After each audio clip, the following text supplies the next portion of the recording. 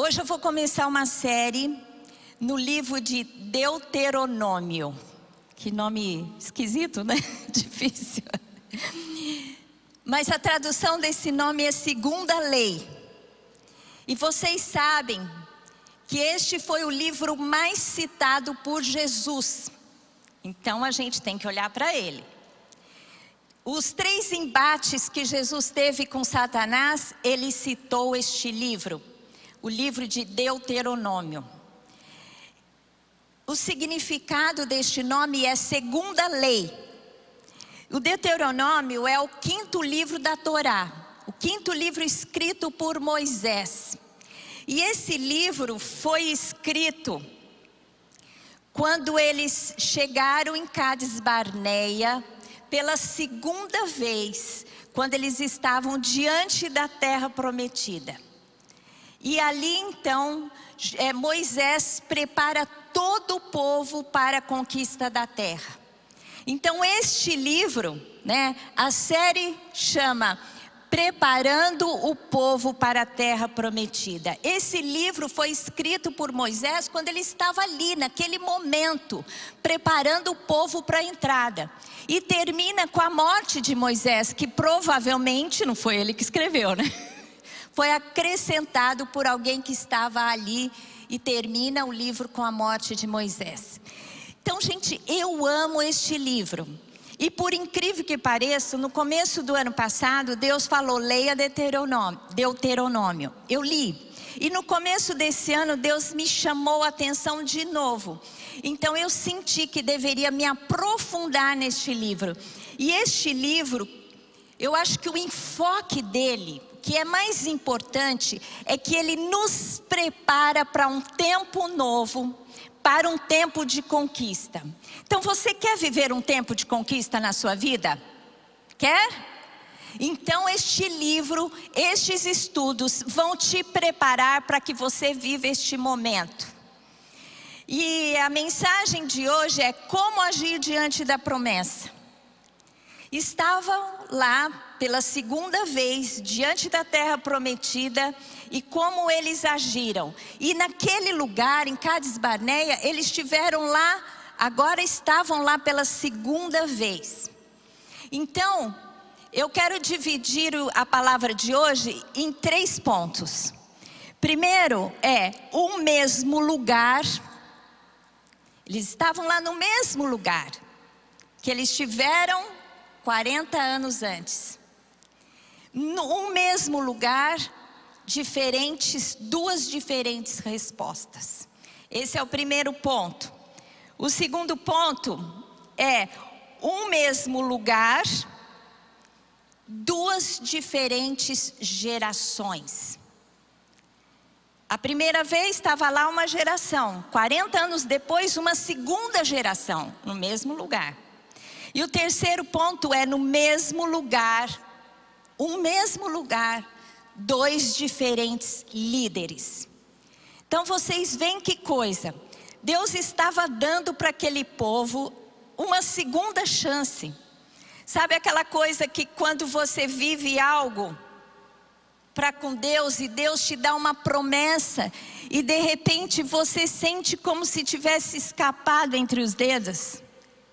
E você fala, nunca mais eu vou viver aquilo que eu imaginava que eu ia viver.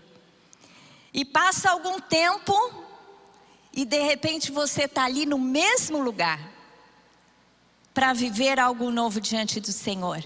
Então eu quero começar dizendo que no mesmo lugar houve 2 diferentes respostas. Talvez a primeira momento que você esteve diante da promessa que você não viveu, você teve a resposta errada. Mas agora você tem a oportunidade de dar a resposta certa. A primeira vez que eles chegaram em Cádiz Barneia, olha só. Havia se passado 2 anos que eles tinham saído do Egito. Porque assim quando Deus liberta o povo do Egito, com aqueles sinais e maravilhas tremendos, através da liderança de Moisés e Arão, ele leva o povo para o Monte Sinai, ou Monte Horebe.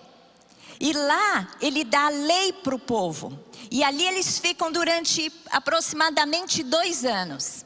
Até que a lei é dada, eles constroem o tabernáculo, Deus dá a direção. E eles ficam ali. De repente Deus diz, agora é hora de marchar. E eles marcham até Cades Barneia, que numa viagem normal duraria 11 dias. Quando eles saíram do Sinai e chegaram em Cades Barneia, a viagem duraria 11 dias. Para aquela toada, né, com 2 milhões de pessoas, com adulto, criança, velho, gado, eles provavelmente demorariam 1 mês para chegarem ali. E ali eles chegaram em Cades Barneia, não é? E quando eles chegam ali, Moisés envia 12 espias para espiar a terra, os moradores da terra e as cidades da terra. E eles vêm com relatório daquele momento, e eles ficaram espiando a terra 40 dias. Depois de 40 dias eles voltam com o seguinte relatório. Deuteronômio 1, 26 a 33 diz assim: ao cabo de 40 dias voltaram de espiar a terra. Caminharam e vieram a Moisés e Arão e a toda a congregação dos filhos de Israel no deserto de Parã, a Cádiz. Deram-lhes conta a eles e a toda a congregação e lhe mostraram o fruto da terra. Quando eles chegaram, os espias, depois de 40 dias, diante de Moisés e de toda a congregação, eles mostraram o fruto da terra, não é? E quando eles mostraram o fruto da terra, eles realmente entenderam que a promessa que Deus havia feito, que daria uma terra que mana leite e mel, era verdadeira. Porque eles chegaram na colheita da uva, e eles, para carregarem o cacho da uva que eles trouxeram para mostrar como a terra era fértil, 2 homens tiveram que carregar. Então a terra realmente era a terra prometida, e a promessa foi comprovada pelos espias. Mas depois de 2 anos, depois de muitos anos, né, que eles ali estiveram, depois de 40 anos, porque naquele momento, quando eles dão um relatório e o povo não crê que deveriam avançar, se recusam a avançar na terra e tomar posse, eles voltam e ficam caminhando 38 anos no deserto. E de repente, quando passa o tempo, eles ali voltam, não é? Eles voltam a segunda vez em Cades Barneia, 40 anos depois. Só que dessa vez, né, Josué já tinha assumido a liderança. Ele não manda mais 12 espias, não. Ele é esperto, manda só 2. Na primeira vez não deu certo mandar 12. Como só 2 foram fiéis, e fiéis à promessa de Deus e creram na palavra, ele falou, não, agora eu vou mandar 2. E eles mandam 2 espias a espiar a planície do Jordão. Então, esses 2 espias entram em Jericó, porque era a primeira cidade que eles tinham que tomar. Então lá em Josué 2, 23 e 24 diz assim: assim os 2 homens voltaram e desceram do monte e passaram e vieram a Josué, filho de Num. E lhe contaram tudo quanto lhes acontecera e disseram a Josué: certamente o Senhor nos deu essa terra nas nossas mãos e todos os seus moradores estão desmaiados diante de nós. Aqui os 2 espias vieram e falaram assim, eles não deram relatório do fruto da terra, mas eles foram espiar Jericó e eles falaram, realmente a cidade é extremamente fortificada, mas os moradores, eles estão desmaiados, eles estão temerosos, porque vocês lembram que os espias chegaram na cidade e eles foram acolhidos por Raabe, uma prostituta, e Raabe falou para os espias, nós ouvimos falar o que Deus fez com esse povo e como Deus os livrou do Egito, com mão poderosa. E eles já tinham conquistado, antes, né, de entrar em Canaã, antes de atravessar o Jordão, algumas terras, já tinham tido algumas conquistas. Então ela relatou, olha, nós sabemos que o seu Deus é poderoso. E 40 anos depois, olha gente, 40 anos depois de todo o acontecido, aquele povo estava com medo de enfrentar os hebreus. Então a gente percebe aqui que Deus é o mesmo Deus, aquele que promete, que não muda as suas promessas. Deus não é homem para que minta, nem filho do homem para que se arrependa. Uma vez que Ele fala, Ele cumpre. E Deus é verdadeiro, e todas as palavras são verdadeiras e fiéis. Então se Ele tem uma promessa para nós, a promessa só não se cumpre se nós não dermos a resposta correta para Ele. Mas Ele está sempre pronto para fazer algo em nosso favor e nos abençoar. Deus tem vida abundante para você. Deus tem uma terra que mana leite e mel. Meu querido, deserto é lugar passageiro. Deserto não é lugar de morar. Templo de aflição, Deus permite nas nossas vidas para nos forjar o caráter, para nos aumentar a fé. Mas não é ali que a gente tem que viver. Nós temos que viver numa vida de bênçãos, de glória em glória, de fé em fé. Amém? Glória a Deus.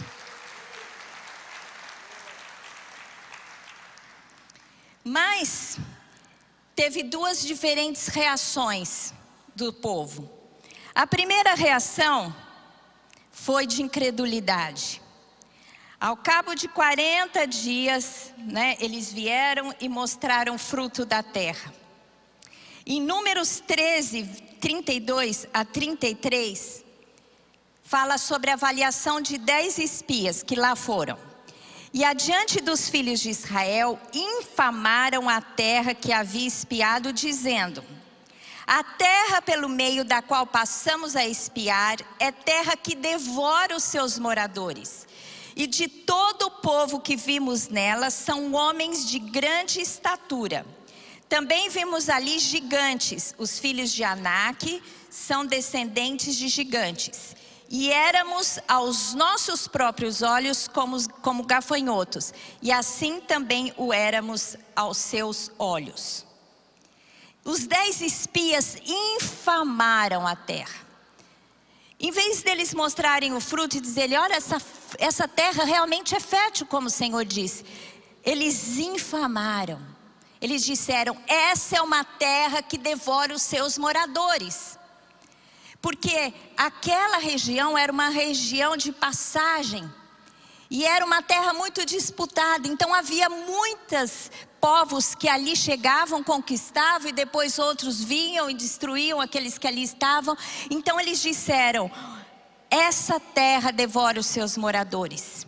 Eles supervisionaram as cidades e falaram: as cidades são super edificadas. Supervalorizaram as cidades e os seus moradores. Eles falaram: olha, os moradores dali são gigantes. E nós éramos aos nossos olhos como gafanhotos, e aos olhos dele como gafanhotos. Então eles se viram como gafanhotos e acharam que os outros estavam vendo como gafanhotos. Então eles convenceram toda aquela geração que tinha vivido os milagres maravilhosos, as 10 pragas, que foram coisas tremendas, que Deus havia derramado sobre o Egito para trazer juízo sobre o Egito, para que eles fossem libertos. Eles tinham passado 2 anos no Sinai, onde Deus se manifestou de maneira tremenda, trazendo a lei. Deus visitava Moisés face a face. Eles eram levados pelo Senhor durante o dia com uma coluna de nuvens para não serem queimados pelo sol, e à noite uma coluna de fogo para que eles pudessem chegar ao caminho. E mesmo assim, vivendo tudo isso, quando os espias deram esse relatório, eles creram nesse relatório de incredulidade.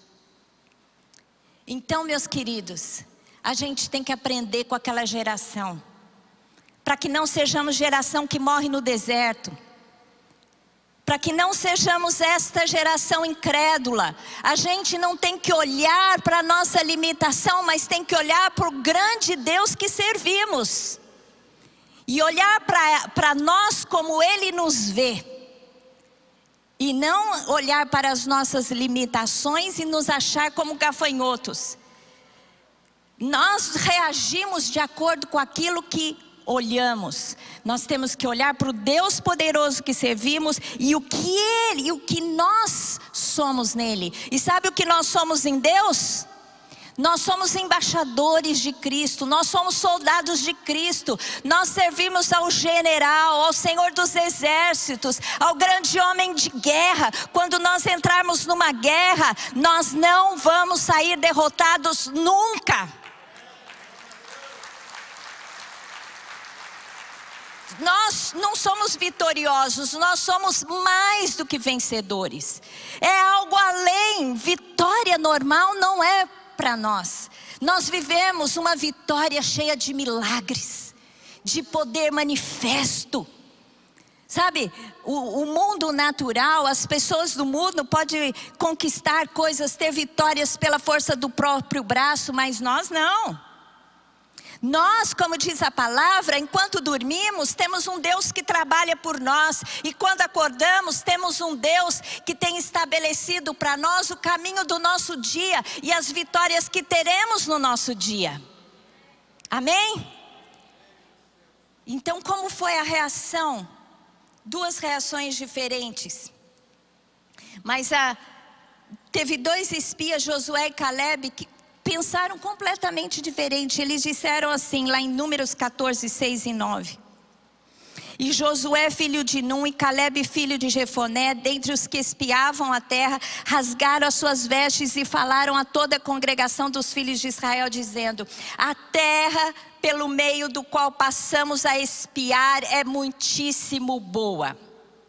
Se o Senhor se agradar de nós, então nos fará entrar nessa terra e nola dará, terra que mana leite e mel. Tão somente não sejais rebeldes contra o Senhor, e não temais o povo dessa terra, porquanto como pão, olha que coisa, como pão os podemos devorar, tirou-lhes deles o seu amparo, o Senhor é conosco, não os temais.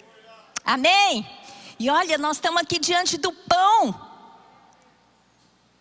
Josué e Caleb falou assim: olha, nós, no Senhor, nós vamos pegar esses moradores, esses gigantes da terra, filhos de Anak, como pão. Nós vamos pegá-los como pão e vamos comê-los, devorá-los.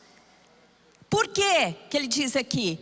Porque retirou-se deles o amparo. Eles estão desamparados. O Senhor é conosco. Essa é a diferença. Não é na força do braço, mas é revestido do Senhor e da força do seu poder. E eles entenderam isso. Os nossos inimigos, nós os podemos devorar como pães, porque o Senhor é conosco e eles estão desamparados. E aquele povo decidiu aceitar o relatório de incredulidade. Mas quando no outro momento, 40 anos depois, Josué manda os dois espias e os dois espias voltam com o relatório. Qual foi a resposta? Em Josué 2, 23, 24, os espias voltam com o relatório. Assim os dois homens voltaram e desceram do monte, passaram a terra e viram a Josué, filho de Num, e lhe contaram tudo quanto lhes acontecera. E disseram a Josué: certamente o Senhor nos deu toda esta terra nas nossas mãos. Diferente o relatório, né? E aqui foi unânime. Aprendeu, mandou só dois. E todos os seus moradores estão desmaiados diante de nós. Sabe qual foi a reação do povo? Josué 3, 5 e 6. O povo aceitou aquela palavra. Josué trouxe uma direção para o povo. Disse Josué ao povo: santificai-vos, porque amanhã o Senhor fará maravilhas no meio de vós. E também falou aos sacerdotes dizendo: levantai a arca da aliança e passai adiante do povo. Levantaram, pois, a arca da aliança e foram andando adiante do povo. Ou seja, quando os dois vieram com o relatório, falaram: olha, a cidade realmente é super fortificada, mas certamente, porque o terror do Senhor já chegou aqui. 40 anos depois, eles ainda ecoava os feitos que o Senhor tinha feito no Egito. E os reis que eles tinham vencido antes de entrarem na terra. Então, aqui eles tinham convicção da vitória. E quando Josué deu a ordem, falou: vocês vão se santificar. Santificai-vos, porque amanhã o Senhor fará maravilhas no seu meio. Ele deu direção ao povo, deu direção aos sacerdotes, e eles foram capazes de crer e obedecer em tudo que Josué comandou. E Josué, a estratégia que Deus deu para conquistar Jericó foi uma estratégia totalmente inusitada, inédita. Eles não estavam acostumados a ver esse tipo de coisa, porque eles enfrentavam, aquela batalha corporeamente. De repente Deus fala: vocês vão marchar 7 dias, e vocês não vão falar nada enquanto estiver marchando. E no 7º dia vocês vão marchar 7 vezes. E Deus foi dando a direção. E quando no 7º dia, na 7ª vez, eles tocaram a trombeta, e a muralha de Jericó caiu, e eles puderam avançar e tomar Jericó. Meu querido, é assim. Se você crer na promessa, essa é a resposta que Deus quer dar para nós. O mesmo lugar, 2 diferentes respostas. Se Deus te colocar a 2ª vez no mesmo lugar, dê uma resposta diferente, para que você viva o novo. Eles, a primeira vez, não creram. E quando eles não creram, gente, quando eles disseram, eles choraram. Aquele dia que eles ouviram o relatório e creram no relatório os 10 incrédulos, eles rasgaram as vestes, eles choraram, quiseram voltar para o Egito, fizeram aquele escândalo, falaram: nós não vamos voltar. E ali eles passaram a noite, cada um na sua tenda. No dia seguinte, quando eles voltam arrependidos, e eles falam: não, nós vamos subir, porque o Senhor será conosco. Deus fala: não, passou a oportunidade. Aí eles falaram: não, nós vamos, e foram enfrentar a primeira cidade e saíram derrotados. E Deus disse para Moisés: fala para eles não irem, porque eu não vou estar com eles. Então, meu querido, quando Deus te apresentar uma promessa, você tem que crer na hora. Não deixe para depois, porque talvez você tenha que esperar 40 anos no deserto, até que Deus forje o seu caráter. Então, quando o Senhor te apresentar uma possibilidade, veja bem a resposta que você vai dar. Um mesmo lugar, 2 respostas diferentes. A primeira resposta foi reprovada, e a segunda resposta foi aprovada. Em segundo lugar, eu quero falar que o mesmo lugar tiveram 2 gerações diferentes.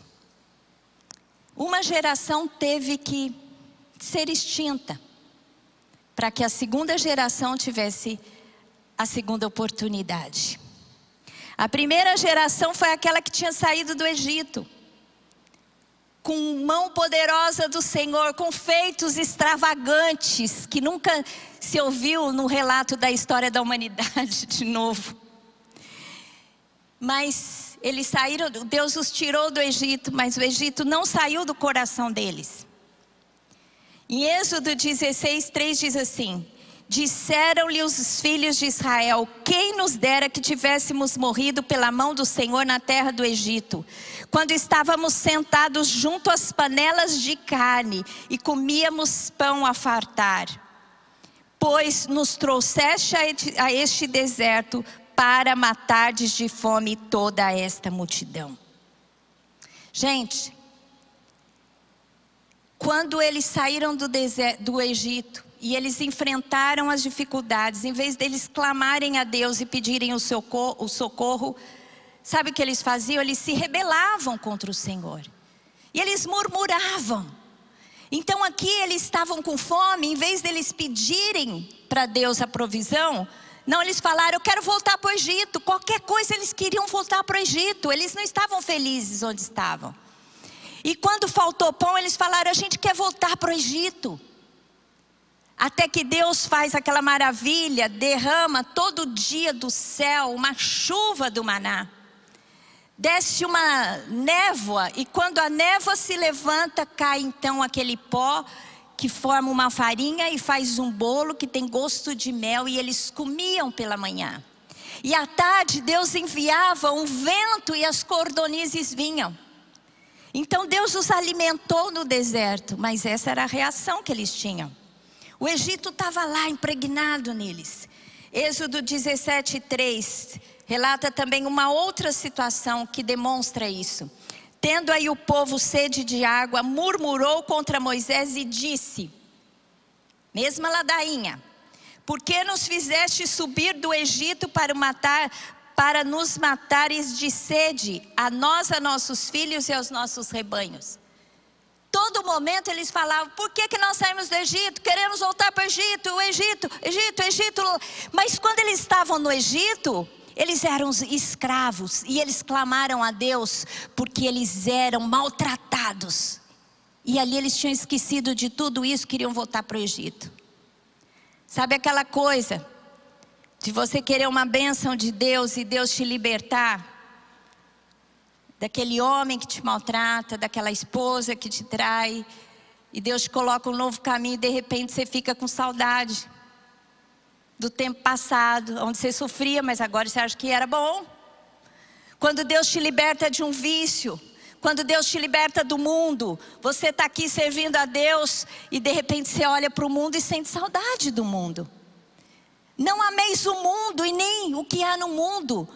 Porque se você ama o mundo, o amor do Pai não está em você. Então, meu querido, uma vez que você sai do Egito, não sinta saudade do Egito. Amém? Deus te liberta do Egito, tire o Egito do seu coração.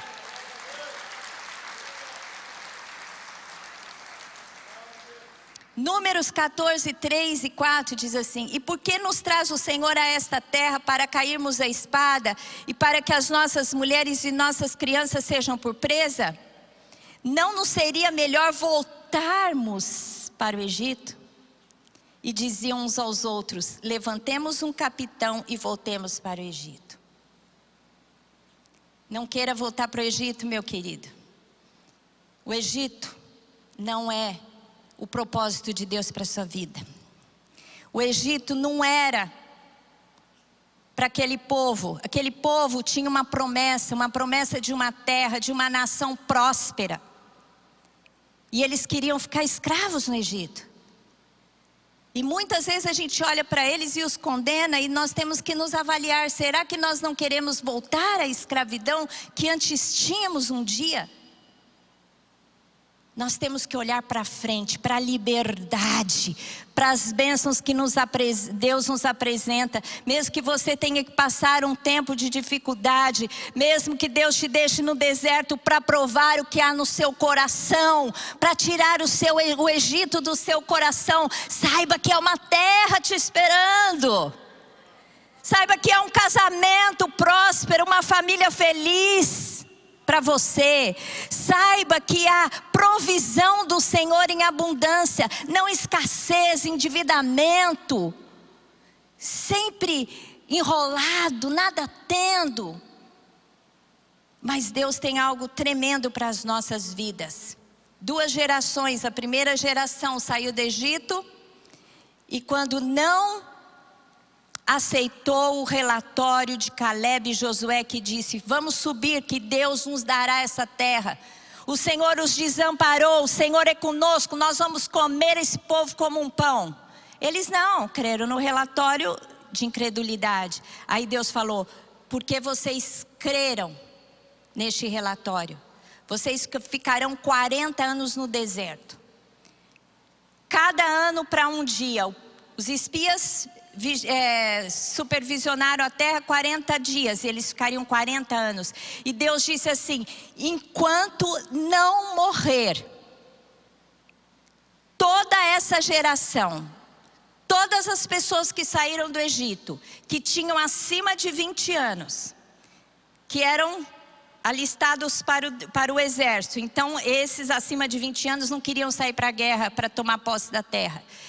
Todos os que têm mais de 20 anos, o dia que eles negaram e não aceitaram a conquista da terra, Deus disse: vocês todos vão morrer no deserto, salvo Josué e Caleb. E todos morreram no deserto. O último que teve que morrer para que entrasse foi Moisés. Primeiro, Arão, Moisés subiu com Arão, Arão morreu no monte, eles enterraram Arão, depois subiu Moisés, e Moisés morreu. Só aí Josué assumiu e eles entraram na terra. A primeira geração foi uma geração rebelde, porque não obedeceram. Números 14, 21 a 23 diz assim: porém, tão certo como eu vivo, e como toda a terra se encherá da glória do Senhor, nenhum dos homens que, tendo visto a minha glória e os meus prodígios que fiz no Egito e no deserto, todavia me puseram à prova já 10 vezes, e não obedeceram a minha voz, nenhum deles verá a terra que com juramento prometi a seus pais. Sim, nenhum daqueles que me desprezaram a verá. E o decreto de Deus foi claro: quem é incrédulo não recebe a bênção. Um dia Jesus foi para Nazaré, e todo lugar que ele ia, todos eram curados. E ali ele passou, e quando ele saiu dali, ele se admirou da incredulidade deles. E ele não pôde fazer ali senão poucas curas. Jesus não pôde curar por causa da incredulidade. Isso é muito sério. Nós não podemos ter incredulidade. A incredulidade impede que a bênção chegue para a sua vida. Se você não crer, você não recebe, embora Deus queira te dar. A segunda geração estava ali em Cades Barneia, 40 anos depois, uma nova geração estava ali. E aquela geração foi capaz de crer no relatório, recebeu a direção de Josué e aceitou, e fizeram coisas maravilhosas. A primeira conquista, a conquista de Jericó. Gente, uma cidade extremamente fortificada, Deus faz ruir, né? Todo aquele muro, a muralha de Jericó cai, e eles avançam e dominam Jericó. E dali por diante, né, a gente sabe que cada guerra, cada conquista teve uma história, mas eles avançaram até que conquistaram a terra que Deus havia prometido a eles. Que geração seremos? Esta é a geração que Deus espera, que viva o grande avivamento. Domingo passado eu falei sobre isso, mas isso arde o meu coração, porque eu creio que nós somos a geração que veremos a vinda de Jesus. Nós seremos arrebatados, nós estamos vendo todas as coisas acontecendo, nós estamos sofrendo as dores do parto. Nós temos que ser aquela geração que vai receber a chuva, as últimas chuvas. Nós temos que ser aquela geração cheia do Espírito, cheia de fé, que ama a palavra, que lê a palavra, e que quando a palavra fala, você crê e se apropria da palavra, que viva as curas milagrosas, que viva os milagres. Nós temos que avançar, nós temos que conquistar onde nós estamos plantados. E aqui a conquista da terra fala do lugar territorial onde Deus te plantou. Porque Deus, quando te resgata, Ele quer te dar uma boa vida para a sua família, uma vida próspera. Mas Ele quer que você seja a bênção onde você está plantado. Você é chamado a restaurar o território onde você está plantado. Se você é médico, você tem que orar pela restauração na saúde. Se você é professor, você tem que formar uma geração diferente. Você tem que ensinar os princípios da palavra. Se você é uma faxineira, você tem que fazer o melhor que você pode. Aonde você está, você tem que clamar a Deus, invocar a presença de Deus. Se você é um coletor de lixo, você tem que passar pelas casas, andar e profetizar a conquista. Onde você já pensou? Eu fico pensando o carteiro, eu fico pensando o coletor de lixo que tem que pisar todos os territórios. Eles têm que aproveitar e declarar o senhorio de Jesus sobre a terra. Amém? Cada um de nós tem um território para conquistar. E nós temos que ser essa geração pronta, essa geração animada, essa geração com visão. Gente, vocês não estão animados? Que Deus tem maravilhas para vocês. Nós temos que conquistar o Brasil para Jesus. O Evangelho tem avançado. Eu quando era jovem, tinha lá meus 30 e poucos anos, eu e o Lamartine, eu comecei a ser ministrada sobre batalha espiritual, sobre conquista. Aquilo me abriu os olhos e eu clamei ao Senhor, e a gente pensava em muitas coisas e ainda pensamos e oramos. E isso entrou tanto no meu coração. Eu me lembro que a apóstola Valnice montou um exército de 1000 intercessores no Brasil, eu fazia parte. E ela começou a declarar a queda da idolatria, fazendo atos proféticos, enterrando o sistema de Roma e clamando pelo sistema de Jerusalém.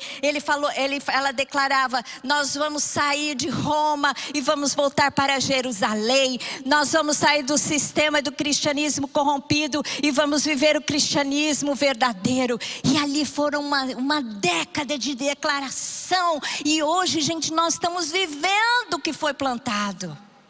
Vocês entendem o que é isso? Então é hora de uma geração cheia do Espírito, cheia de visão. Se você é dona de casa, você tem que gerar a salvação dos seus, a salvação dos seus netos. Sei lá se vai ter bisneto ou não, não sei se vai chegar a outras gerações, mas você tem que forjar uma geração de adoradores na sua casa.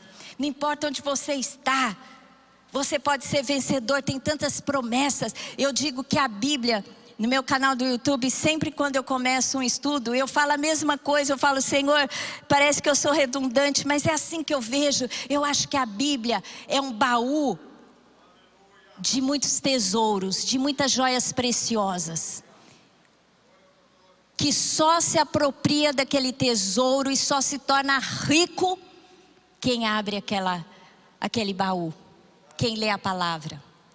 Jesus um dia disse, Paulo disse a respeito de Jesus, que Jesus se fez pobre para que nós fôssemos ricos. Gente, isso é muito forte. Jesus pagou um alto preço pela nossa vitória, pela nossa conquista, pela terra prometida. Qual é a sua terra prometida? O que está faltando na sua vida? Deus está te colocando de novo em frente da terra prometida. É o Cades Barneia, aconteceu de novo. É tempo de Cades Barneia. Qual é a sua resposta? Qual é a geração que você quer viver? A geração de conquista, eu espero. Amém? E por último lugar, o mesmo lugar, 2 líderes diferentes. Deuteronômio 34, de 10 a 12, fala de Moisés. Quando eu li esse texto, eu chorei. Sempre quando eu leio um texto que despede de alguém na Bíblia, não tem como não chorar. Você já pensou despedir de Moisés? E a palavra de Deus diz assim: nunca mais se levantou em Israel profeta algum como Moisés. com quem o Senhor houvesse tratado face a face, no tocante a todos os sinais e maravilhas que por mando do Senhor fez na terra do Egito, a Faraó, a todos os seus oficiais e a toda a sua terra, e no tocante a todas as obras de sua poderosa mão, e aos grandes e terríveis feitos que operou Moisés à vista de todo Israel. Não houve na história de Israel um profeta como Moisés, um líder como Moisés. Quando houve o monte da transfiguração, quem estava lá com Jesus? Elias e Moisés. Elias representando os profetas e Moisés representando a lei. Moisés não entrou na terra prometida.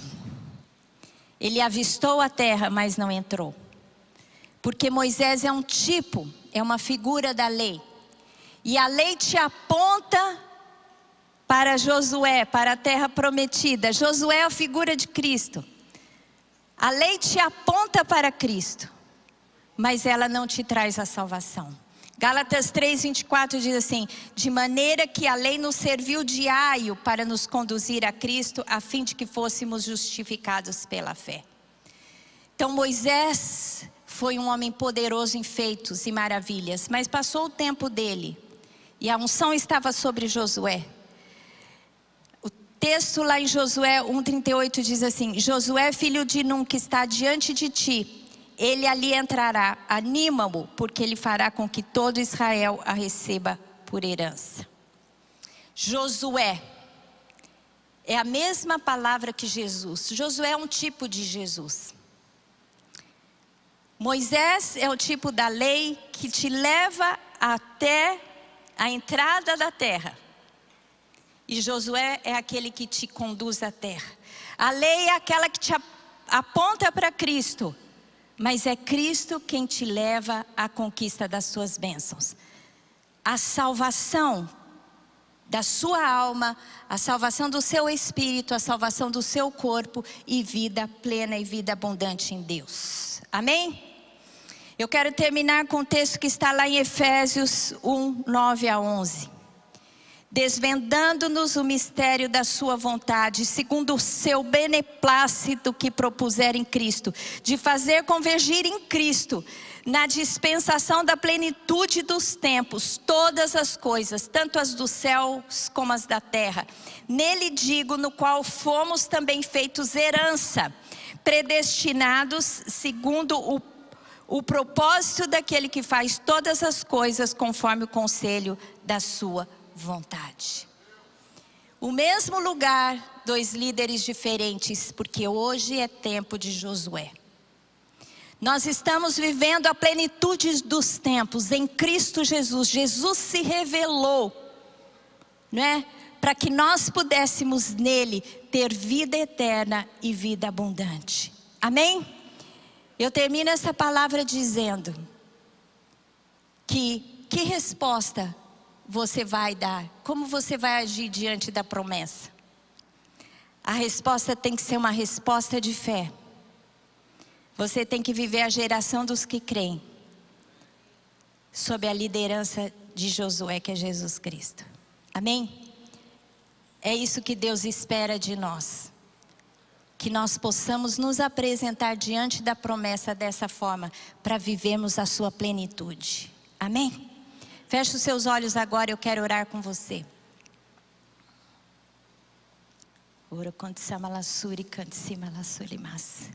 Senhor Deus, em nome de Jesus, eu quero agora orar por aqueles que estão aqui. Que toda incredulidade caia por terra em nome de Jesus. Toda pequenez, toda fraqueza, toda timidez, saia em nome de Jesus. Senhor Deus, levanta, Senhor Deus, uma geração forte. Uma geração que olha para a terra da promessa, que olha para Canaã e que não infame a terra, que não infame a promessa, mas que ame a promessa, que lute pela promessa, que se aproprie da promessa. Senhor, em nome de Jesus, é tempo de nós brilharmos a luz de Jesus para esse mundo. Por isso agora eu quero orar por você. Você que está aqui, que quer entregar a sua vida para Jesus, ore comigo agora, diga assim: Senhor Deus, eu entrego a minha vida agora a Jesus Cristo. Quebra, Senhor Deus, todo laço de incredulidade, todo resquício de incredulidade, toda atitude de incredulidade. Senhor Deus, eu creio no Senhor.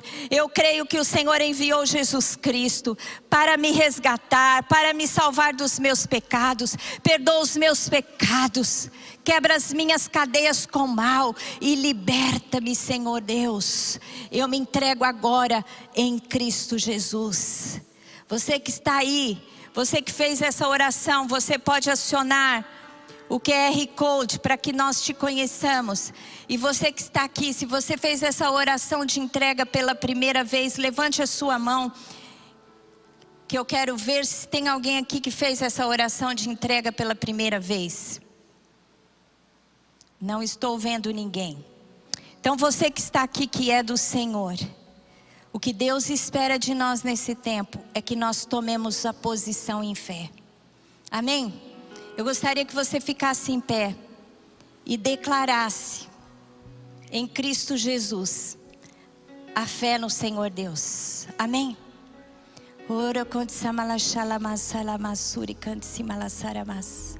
Senhor Deus, nós cremos no Senhor e na sua palavra. Faça um compromisso com o Senhor agora. Peça perdão por toda incredulidade. E agradeça a Deus as oportunidades que você tem de viver os milagres. Glória a Deus.